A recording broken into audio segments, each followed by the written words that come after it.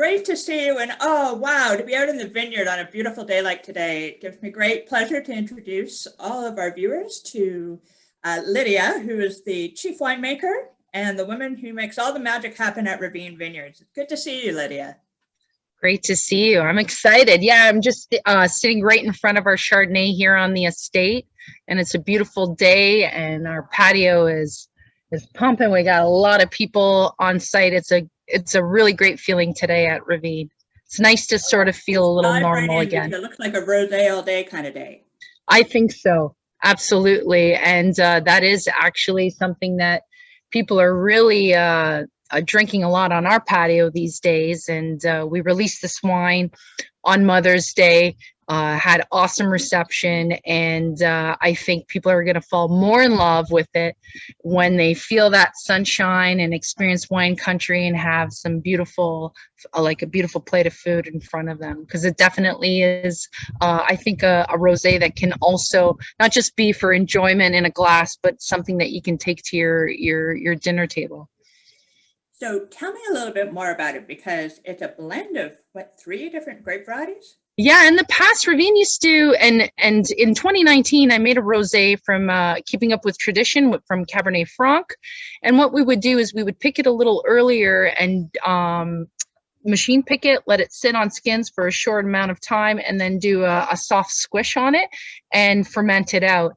But 2020 was such a spectacular year here in the vineyards, and I thought, you know, it's time to do something a little different and let the vineyards sort of dictate what we want to capture in the bottle.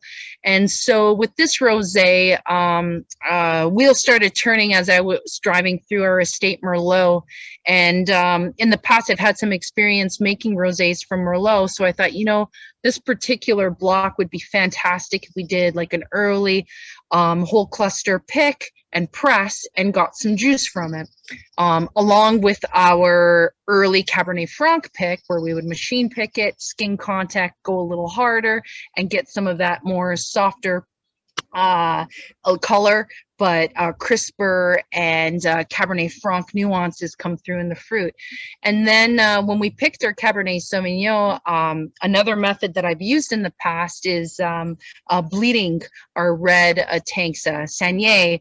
And I thought, you know what, whenever I use that method in making a rosé, it ends up pulling a little more color, brings in a little more body and richness into the rosé. And I think with 2020 being such a ripe, perfect year, that was, I think, the game changer in this bottle, because as you can see, it's a little more deeper in color than previous year, but what you're getting is a lot more weight and kind of, I would say, structure.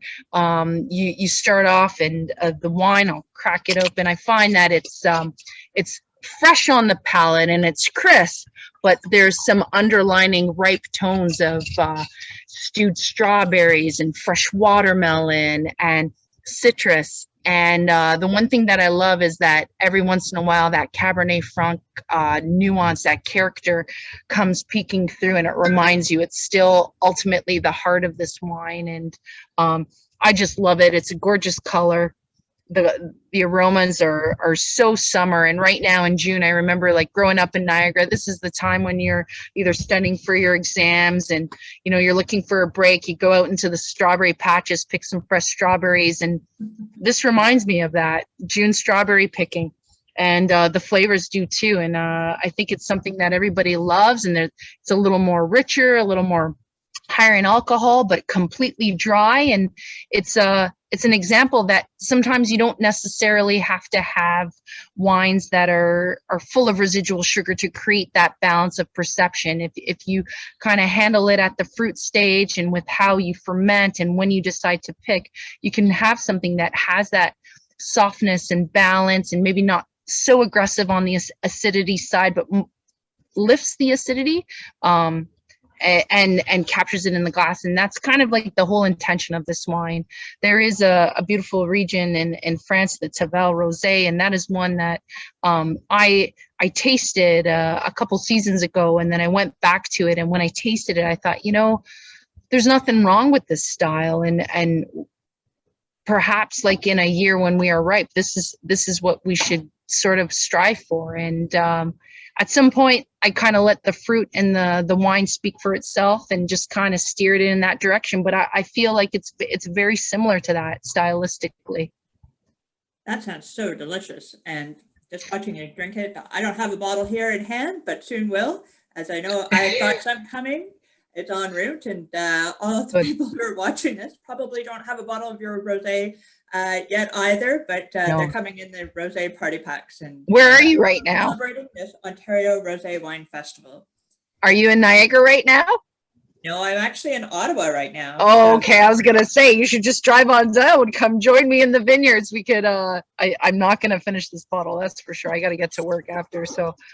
Well, I'll take a rain check on that because I'm dying to come and visit and to go to wine country again all over the provinces. Just be wonderful. So it's good to see you. We will come and visit. But before you go, what food do you think we should be trying with the wine? Obviously, on its own is great, but if we were to whip something up in our backyard, barbecue pit, what would you say that is a go-to food for that? Well, what I love about this, there's also like a grassy herbal vibe to it and like a clementine nuance. And so I think if you're doing shrimp on the Barbie, that sort of char will go really well with it. I also think like right now, asparagus kind of finishing up, but what a beautiful like idea to have like a nice salad with some asparagus and strawberries on top with a little bit of crumbled vinegar, balsamic vinegar. That would be beautiful.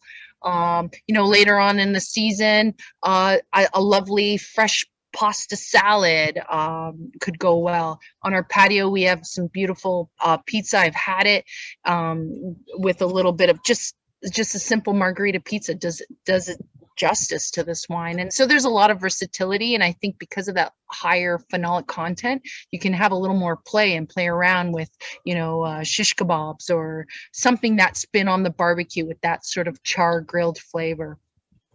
All right, I'm definitely coming to visit you soon. All right, great. Well, we hope to have you here, and we're ready. Today is a perfect example. Ravine is ready for business, open for business, and we just want everybody to come back and appreciate this beautiful property and also taste some of the beautiful creations our new chef is creating as well.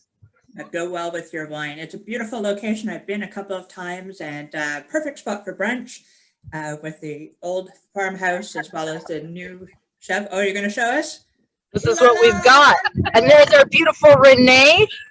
She's done a great job in sort of pivoting and creating an amazing retail tasting space. And you can see our wonderful patio ready for people. So go on our website, make your reservation, and enjoy wine country here in the heart of St. David's. Okay, we'll see you real soon. All right. Thank you very much. Million. Keep up the great work.